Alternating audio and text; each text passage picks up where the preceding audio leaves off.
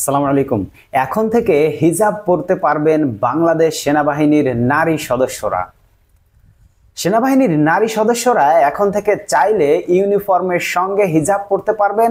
এজন্য এক অফিস আদেশে নীতিগত সিদ্ধান্ত নেওয়ার কথা জানিয়েছে সেনা কর্তৃপক্ষ। এর আগে ইউনিফর্মের সঙ্গে হিজাব পরিধান না করার জন্য নির্দেশনা ছিল, অর্থাৎ আগে কিন্তু সেনাবাহিনীর নারী সদস্যরা হিজাব পরতে পারতো না চাইলেও। অ্যাডজুট্যান্ট জেনারেলের এজি কার্যালয়ের অভ্যন্তরীণ এক অফিস আদেশে বিষয়টি সংশ্লিষ্টদের অবহিত করা হয়েছে। এতে নারী সেনা সদস্যের জন্য হিজাব পরার বিষয়টি ঐচ্ছিক করে দেওয়া হয়েছে। কর্মকর্তা ও নার্সিং সেবায় কর্মরতরা সহ অন্যান্য পদবীর নারী সেনা সদস্যদের হিজাব পরার ক্ষেত্রে এতদিন যে বিধিনিষেধ ছিল তা সম্প্রতি তুলে নেওয়া হয়।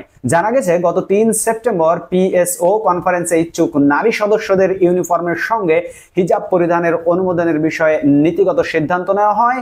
সেই সঙ্গে হিজাব পরিধানের একটি নীতিমালা করার কথাও বলেছে এজি অফিস আদেশে বলা হয়েছে, নীতিমালাটি চূড়ান্ত করতে নারী সেনা সদস্যদের অফিসার এফএনএস ও অন্যান্য পদবী ইউনিফর্মের combat uniform, working dress, sari সঙ্গে সামঞ্জস্যপূর্ণ হিজাবের বাস্তব নমুনা, হিজাবের কাপড়ের ধরন, রং ও পরিমাপ তুলে ধরে বিস্তারিত বর্ণনা করতে বলা হয়েছে। একই সঙ্গে ইউনিফর্মের combat uniform, working dress, sari সঙ্গে প্রস্তাবিত হিজাব পরিহিত অবস্থায় নারী সেনা সদস্যদের রঙিন ছবি সংশ্লিষ্ট পরিদপ্তরে ২৬ সেপ্টেম্বরের মধ্যে পাঠাতে বলা হয়েছে।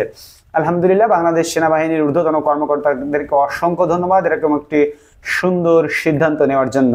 যে বাজার যেখান থেকে দেখছেন, যদি কেউ সেনাবাহিনীতে আগ্রহী থাকে, আপনার বোন, আপনার আত্মীয় স্বজন, তাদের কাছে এই ভিডিওটি শেয়ার করে দিন, কারণ এখন তারা হিজাব করে সেনাবাহিনীতে চাকরি করতে পারবে, চাইলেই যদি সে হিজাব করতে চায়।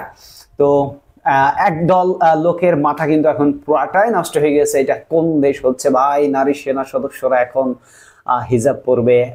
এক শ্রেণীর লোকের কিন্তু মাথা অলরেডি নষ্ট হয়ে গেছে। আপনারা বেশি বেশি করে এই ভিডিওটি শেয়ার করে দিন। যত বেশি শেয়ার করবেন তত বেশি তাদের মাথা নষ্ট হয়ে যাবে। এবং এই যে সেনাবাহিনী যে জব, এটা আমাদের বোনেরা এটা করার জন্য আগ্রহী হবে এবং তাদের এখন এই জবে যাওয়া বেশি বেশি করে উচিত বলে আমরা মনে করি। ধন্যবাদ সবাইকে আবারও, এবং লাইক দিতে ভুলবেন না যাতে বেশি বেশি করে এই ভিডিওটি মানুষের কাছে পৌঁছে যায়। আল্লাহ হাফেজ।